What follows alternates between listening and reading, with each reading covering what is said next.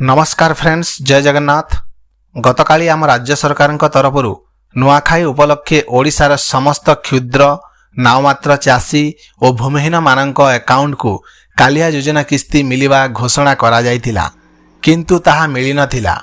आज 21/9/2023 नुआखाई बासी जहाकू कहा जाउची सरकार समस्तंक मन को बुझी कालिया किस्ती समस्तंकु हस्तांतर करिसंती, जहाकू 900 कोटी टंकार सहायता राशि डीबीटी माध्यम हस्तांतर हेबा कथा सरकार कहिसंती। फाइनाली समस्तंक पई खुशीर दिन कि कालिया किस्ती निज अकाउंट को आसी जाइछि। फ्रेंड्स, मोर कालिया किस्ती आसीछि हेले मेसेज आसी नाही।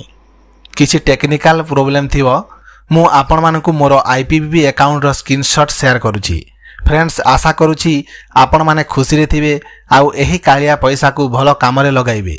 आपण माने जदि आम चैनल को सब्सक्राइब करनाहांती प्लीज सब्सक्राइब कर दियंतु आउ बेल आइकन को टिके ड्रन करी दबाई दियंतु। नमस्कार, जय जगन्नाथ।